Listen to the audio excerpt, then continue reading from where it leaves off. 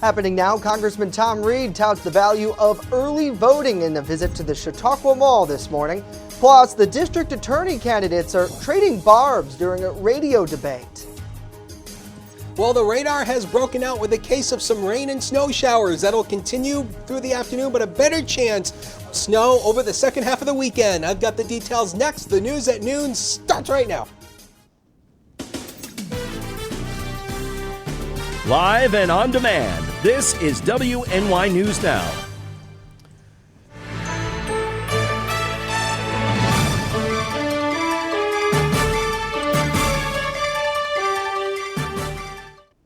And thanks for joining us for WNY News Now with special election coverage live at noon. I'm Justin Gould. Over 10,000 voters have been cast in Chautauqua County, over 10,000 votes in just this week, all part of early voting, which continues now through the weekend. Brian Abram, he's the Chautauqua County Republican Board of Election Commissioner, and he tells us his office is seeing an extremely high turnout with steady voter volume every day, part of early voting this week.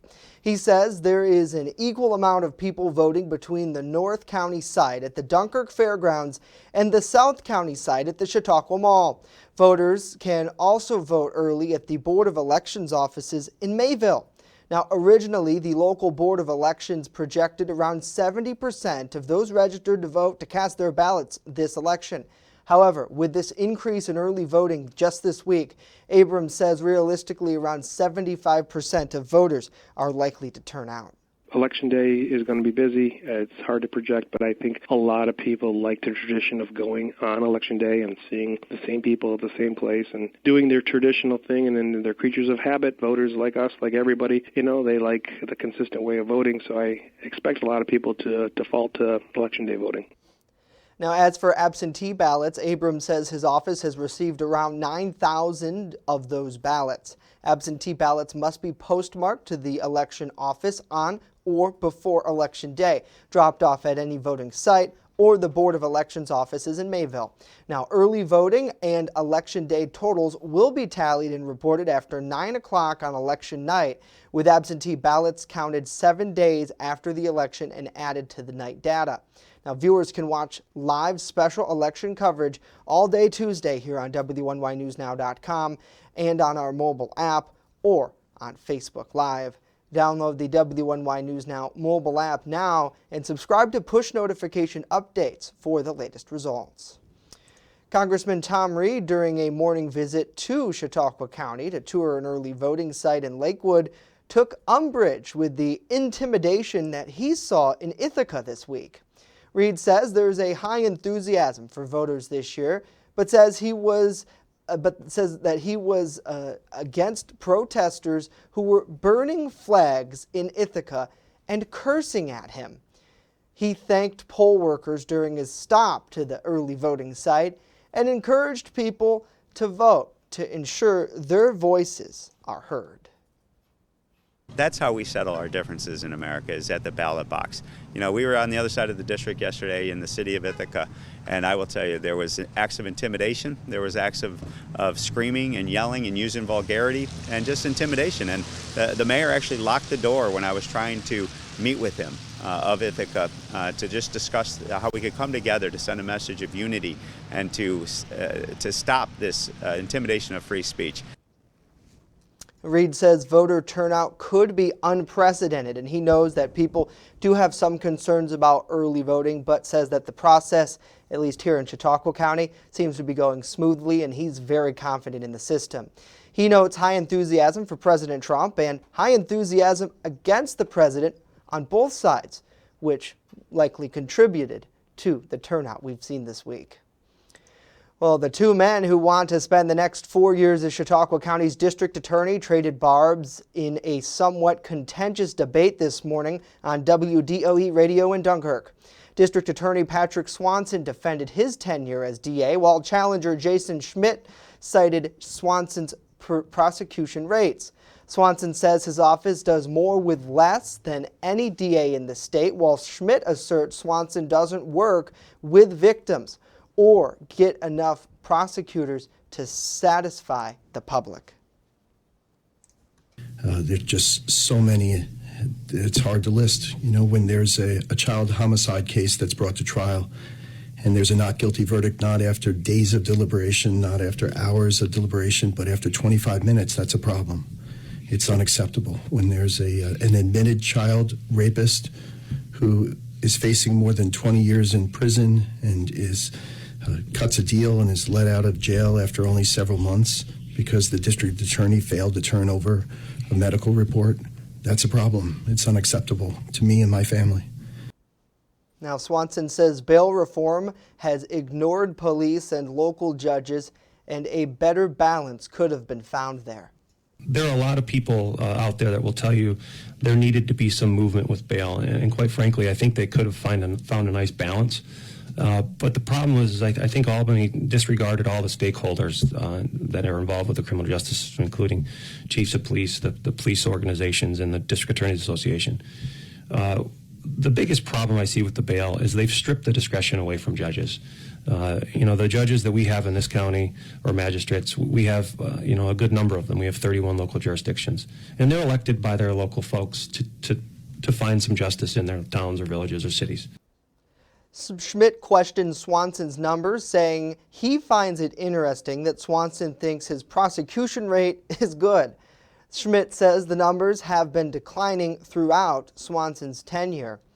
Swanson countered that many of the plea deals his office reaches are with low-level crimes or people with addiction issues, and part of his job is rehabilitation, not just prosecution at all costs. Well, Pumpkintown has released its schedule for tomorrow's Halloween celebrations. The attraction will be open from 10 to 4. Trick-or-treating will take place from noon to 2, with candy offered at pretty much every attraction. The annual Halloween costume contest is from 2 to 3. The contest is for children only, and cash prizes will be handed out for some, with goodie baskets given out as prizes for first, second, and third place winners in each age group. Winners will be announced and prizes dispensed immediately after their age group is finished with the costume contest. Now, because of COVID-19, staff at that location have made several adjustments to keep people safe. We've added 4 different sanitation stations around Pumpkintown. We've, become more attentive to sanitizing in general. Everybody at each attraction has specific cleaning things that they need to do. We've limited the number of people. We've had to close certain attractions, all dependent on what the CDC guidelines are. Halloween Day will be the last day of their season. Pumpkintown is located at 3435 Baker Street Extension in the town of Bustye.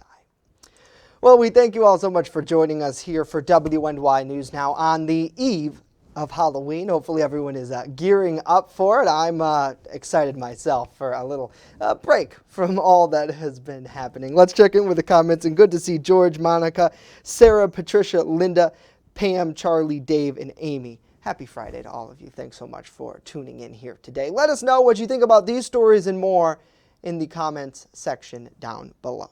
Well, let's get a check of our First Defense weather forecast now. Chief Forecaster Dakota Hunter is standing by with that.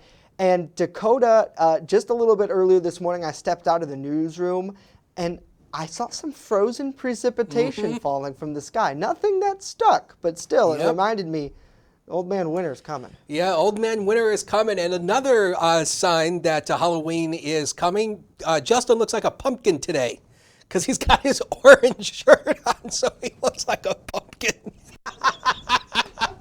There you go. All right.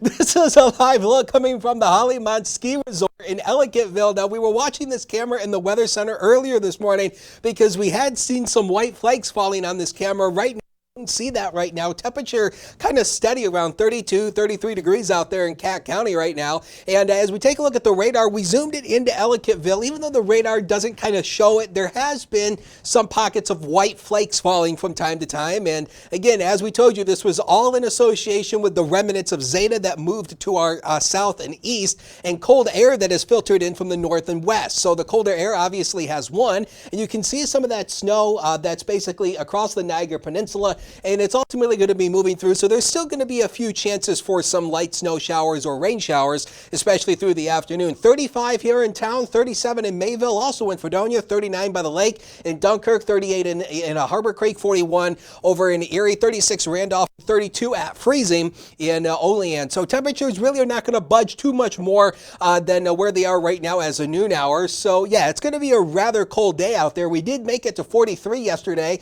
We started the day at 35, and temperatures actually been kind of going down a little bit. They've actually been going down and up a little bit. They've been hovering throughout the day. 78 and 33 is the record high and low through this for this day. So through the afternoon, mostly cloudy to overcast, scattered showers, and some snow showers will be possible. Little to no accumulation expected through the afternoon. The best chance for the snow is going to be mainly on the hillier terrain of the southern tier. Very cold, 32 on the hilltops, 43 at the Lake Erie shoreline with a north wind averaging about 5 to 10 miles per hour. Halloween is tomorrow, so I'll share some spooky Halloween history for you on the temperatures and snow and rain, plus the 7-day forecast later in the show. Justin? All right, Dakota, I bet all of the city's ghosts, ghouls, and goblins will be tuning in for that one, sir. Thank you. Well, 32 new cases of COVID-19 were reported here in Chautauqua County yesterday, with another Jamestown firefighter now testing positive for the virus. The Chautauqua County Health Department says that there are now 138 active cases. Officials are continuing to monitor that outbreak within Jamestown Fire. Now, since Wednesday, they say that additional firefighter has tested positive, bringing the total number to 7. There are currently 6 active cases among employees and 18 of residents at Tanglewood Manor. 18 employees and 72 residents associated with that outbreak have now recovered. At least 18 cases have been linked to a private event cluster in northern Chautauqua County. Of those, 7 are active and 11 have recovered. There are 22 people in the hospital with COVID-19. That number up 1 from yesterday's update. Now, since the outbreak started, 887 people have recovered from the virus, with 13 deaths reported and more than 1,000 total cases reported. Well, COVID-19 has presented plenty of challenges worldwide and here locally too. The number of domestic violence cases are starting to rise because of the virus. That's according to Chautauqua County Public Defender Ned Barone, who recently spoke to our Matt Hummel during a one-on-one interview. Barone explains that the various quarantine recommendations and, in some cases, requirements are now taking a toll on residents. We've seen a number of situations where people have been cooped up with one another, for better or for worse. But it's created its own unique opportunity for different types of crimes to occur or situations to occur. You know, it's created, a very volatile situation sometimes. So we're seeing a number of different situations arise that weren't around before. Barone says that his office helps its clients not just with representation, but with life crises that they face out of the courtroom. The attorney says, for example, his staff has helped people with their mental health, social services problems, and other issues in order to ensure their clients remained focused on their case. The Chautauqua County Public Defender's Office represents clients in both criminal and family courts. Well, coming up next, we have a lot more to tell you about. Police are looking for a wanted man believed to be in Jamestown. Information you need to know next. But first, police are probing a suspicious incident at a local elementary school. The warning for parents when WNY News Now returns.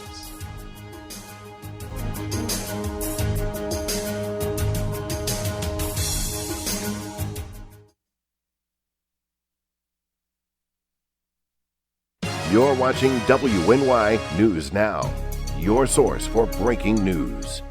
You're watching WNY News Now, where coverage comes first. I'm Jason Schmidt. I'm a former felony prosecutor and a criminal defense attorney here in Chautauqua County. I've worked both sides of the system for the past 15 years. I'm the only candidate endorsed by local law enforcement. Police here in Chautauqua County, you know what's going on. Each year here in Chautauqua County, the police make about 1,000 felony arrests. In 2019, only 17.4% of those arrests resulted in felony convictions. I know how to fix the problems, and that's why I'm running for district attorney. As a former county executive, I know exactly the challenges and opportunities that we have here in Chautauqua County. That's why I'm very proud to support PJ Wendell for County Executive. His knowledge, his experience, and his leadership are exactly what we need at this moment in time. I would ask you all to please support PJ Wendell for County Executive. Wendell has the experience, he's got the leadership, and he's got the knowledge and ability. One of the most important characteristics of a successful county executive is being able to surround themselves with the right people for the right situation. And that is exactly what PJ Wendell has done. Having direct experience in county government is absolutely critical, and no one should start out as county executive with having no experience at all with county government. So PJ Wendell brings that experience both as a long-term legislator and a former chairman of the legislature. He has my 100% support.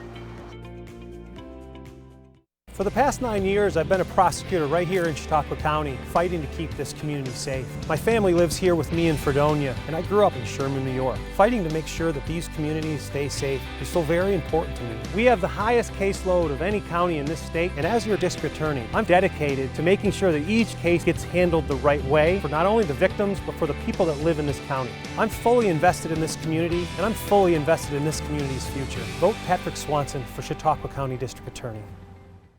You're watching WNY News Now, your source for breaking news. And welcome back to WNY News Now. Police in Jamestown are warning the community about a suspicious situation where two men attempted to speak with children near Ring School yesterday. Jamestown police say around 8:30 in the morning, two men drove up in a white van to two students walking to school near the Hotchkiss Street and Clyde Avenue area. Police say the youth did not talk with them and continued on to school.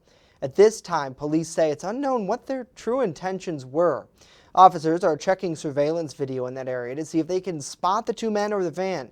Anyone with information on the incident or know the identity of the men are asked to call Jamestown Police at 483-7537. The number is 483-7537. Now, the Jamestown Public School Administration and police are continuing to encourage parents to talk to their kids about the importance of not talking to strangers, or if any stranger approaches them, to report it to a trusted adult immediately. Meanwhile, law enforcement agencies are looking for a 27-year-old fugitive believed to be here in Jamestown. The DEA, Jamestown Metro Drug Task Force, and Southern Tier Regional Drug Task Force are attempting to locate this man, Michael Murphy, who is a wanted man on federal drug charges out of Buffalo. Authorities ask anyone who may know where he is to contact police at their anonymous tip line. That's 483-TIPS. The number again is 483-8477. Police say all calls will be kept confidential. Well, tomorrow is Halloween, and some leading health officials are making a final push of sorts to encourage everyone to be safe as COVID-19 continues to be a problem. They're offering some last-minute ways to minimize dangers for those who are participating in the holiday. Mandy Gaither with some helpful tips for us. Right before Halloween, health experts are urging everyone to do their part in the battle against COVID-19. In statements on Wednesday, various professors warned that trick-or-treating is not safe this year and kids should be kept home. Others say do your best to make it as safe as possible. When the children knock on the door, it becomes a really tight, confined space with a number of people there yelling trick or treat. And that just creates that close environment that we're really trying to avoid right now. While the CDC has already classified high contact trick or treating as high risk, the agency says the tradition can be made safer by wearing a mask, washing hands before touching treats, avoiding direct contact with trick-or-treaters, giving treats outdoors, or even setting up a station with individually wrapped treats for kids to take. I'm really proud of what they're doing in my neighborhood. Everyone is setting up tables down the end of their driveway. Some people have put out big spider webs and they're hanging the candy from the spider webs. So the kids are still having the trick-or-treating experience. There's still the social aspect to it, but it's done in a way that is safe. For Health Minute, I'm Mandy Gaither. Mandy, thank you. The CDC says a costume mask is not a substitute for a cloth one. The agency says not to wear a mask or a costume mask over your cloth mask. It could make breathing difficult. Well, don't forget to fall back this weekend because daylight savings times ends this Sunday at 2 o'clock. Now, in a digital world, most of our clocks on devices like an iPhone or cable box will adjust automatically. But if you have any clocks that still need to be manually tweaked, like microwave ovens or older digital clocks, you got to remember to adjust those before you go to bed on Halloween. Now, on the bright side, you'll get an extra hour of sleep this weekend. Our morning commute may also appear a little brighter, with sunrise now around 7 a.m. However, the sun will be setting earlier at about 5 o'clock. Daylight savings time will spring forward again on March 14th, 2020. I'm looking forward to some Z's this weekend. Don't know about you. Let us know what you think about in the comments below. What are you doing for Halloween? You know, any big plans? Staying home? Handing out candy? Not going to hand out candy? We'd love to know. Well, Chief Forecaster Dakota Hunter joins us now. And Dakota, I don't know, I think we probably are both in the same wavelength here with the fall back. It's my favorite event, getting that extra hour. Well, in the weather world, it's actually great for all of us because one little piece of scientific data is actually the computer models are ran in standard time all year long. So normally when we're in daylight savings time, computer model runs come in like the last one of the night comes in at 11 p.m. Most late news is at 11 p.m. Right. So now when we go back on standard time, we get the model data at 10 p.m. now. Pretty good. So 1 hour before the late news. So all of my colleagues up in Buffalo will now be able to look at the model data 1 hour earlier and be able to make a better forecast now, especially for the late news, if you still watch the late news at 11 o'clock. Yeah, a lot of people just watch us on demand whenever That's they right. want. So we certainly encourage that. You doing anything fun for Halloween? Well, in most years, I wear my black turtleneck and my jeans, and I dress up like Steve Jobs. But I don't think I'm going to do that this year. No, gonna hand out some candy maybe at the Hunter Complex. At the Hunter Palatial Estate, yeah, we might. Your mom does a great job with Halloween, so you should help her. Be a good son. And if you drive past Dakota's house, you'll see how decorated everything is. Yeah. Your whole family goes all out. So. Yeah. In the words of Christmas Vacation, what is it? A expert in exterior illumination. Hallelujah. Pick the reindeer and the Santa. Anyway, speaking of Halloween, we put together some nice Halloween facts for you. This is Halloween Spooktory. We just coined a new word for you. And don't you love the black and blue graphics? I actually asked corporate if we could change our look to black and blue, and they told me no, unfortunately. But hey, at least for this graphic, we have it. The warmest Halloween on record we've had. Jamestown was back in 1950. It was in 1983, only 16 degrees. The most amount of rain we had on Halloween Day was a little less than 1 inch, and that was back in 1942. And the most amount of snow we've ever had on Halloween was in 1954, where we had 3 inches on the day. So say goodbye to that graphic. Hey, how about Halloween? Transitioning right into it.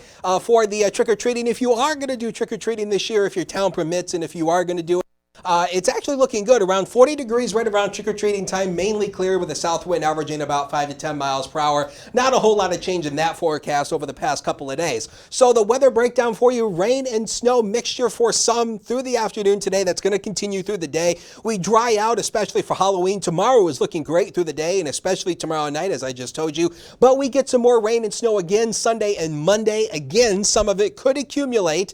Don't know how much yet, but we'll time that out in a minute. And we warm up next week.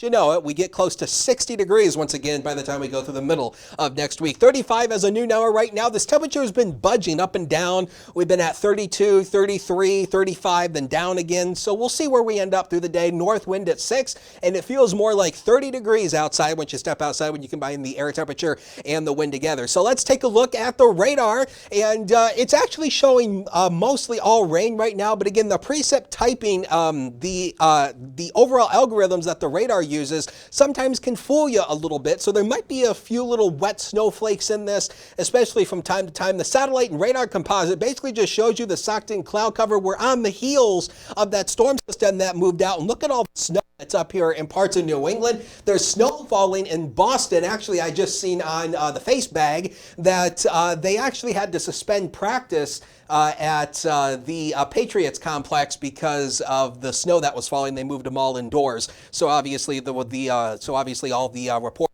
go in. So here's Future Scan show you. It shows you that rain and snow shower moving through the area this afternoon. And again, there may be a little rain or snow shower, especially this evening. That tapers off tonight. Tomorrow is going to be dry. We'll run this all the way out through tomorrow because tomorrow is going to be fantastic. Lots of sunshine, bit milder, not especially warm, but at least we're not going to be in the 30s. Now here comes our next storm system. This is going to be going into Saturday night into Sunday, at least for game time. Can't go to the game, but if you are watching the game, it should be mainly rain, but it will be windy. Watch what happens again. Winds come directly off Lake Erie, that westerly wind component. Yeah, we change over to some snow showers, and we're not gonna completely rule out the chance.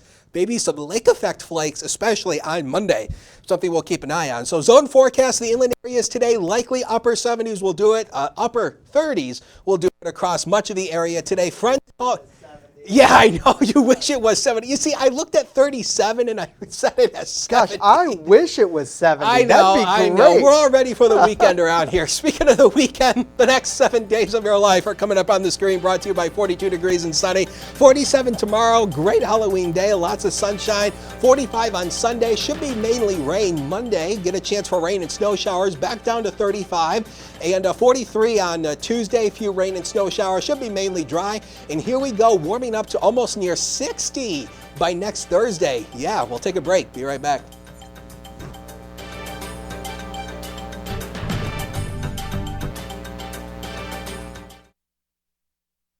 You're watching WNY News Now, your source for breaking news. First Defense Weather is sponsored by 42 Degrees and Sunny, smoking deals on smoking accessories. Learn more at 42degreesandsunny.com. That's 42degreesandsunny.com. EagleZip.com is your local one-stop shop for all of your home and business computer needs. Located on Fluvan Avenue Extension, just outside of Jamestown, EagleZip.com sells and services all brands of desktops and laptops, as well as servers and network equipment for your business. All new computer sales include transferring your data from your old computer, plus a 2-year warranty. Call EagleZip.com today. Stop by EagleZip.com today and let us make computers easy for you. I'm Jason Schmidt. I'm a former felony prosecutor and a criminal defense attorney here in Chautauqua County. Each year here in Chautauqua County, the police make about 1,000 felony arrests. In 2019, only 17.4% of those arrests resulted in felony convictions. It means that in less than 2 out of 10 serious crimes, the victims of those cases receive justice. 17.4% is not a number that's acceptable for me and my family. It certainly isn't good enough for yours. Hi, I'm George Borrello, and I'm proud to serve as your senator for New York's 57th Senate District. In fact, in my first year, I've passed many pieces of legislation as well as helping people and businesses in these challenging times. From fighting for a safe, common-sense reopening of our state's economy during the COVID-19 pandemic, to continuing the push for the repeal of the state's flawed criminal justice changes, which have made us all less safe, I am working hard for you every day as your state senator. Your vote will help me continue my mission to boost New York's economy, struggling from the COVID shutdown, and for small businesses not just to survive, but thrive. I will also continue to hold the government accountable by reviewing policies that led to the tragic nursing home deaths statewide. I'm proud to represent our beautifully diverse region, and I will be honored to have your vote on Tuesday, November 3rd, so that I can continue my work fighting for you. It's not about rhetoric, it's about results. Paid for by Borrello for Senate. You're watching WNY News Now, where coverage comes first. And welcome back to WNY News Now. It's time for my favorite segment of the week. In an effort to help our furry friends find their forever home, we're partnered with the Chautauqua County Humane Society in a segment called The Pet of the Week. This week, I want to introduce you to Roscoe. He's an active guy who loves to run and play. Now, he would do best in an active home with kids probably over 8. He needs to be the only pet in the home because he doesn't really like to share attention. Me either, Roscoe. If you think Roscoe might be a good match for you and your family, stop by the Chautauqua County Humane Society's website. It's chqhumane.org and fill out an application. A reminder, the application isn't necessarily a commitment. It just gets the process rolling so you can meet up with him. This weekend is also the Humane Society's Walk for Paws event. Tomorrow, their group is holding a socially distant in-person costume parade at the mall from noon to 2. Cash donations will be accepted and walk t-shirts handed out. So far this year, the Society has raised over $4,000 for the animal shelter. That's great. Well, that's going to do it for us today. Of course, news continues 24/7 at WNYNewsNow.com. We're back on Monday. Hope to see you then.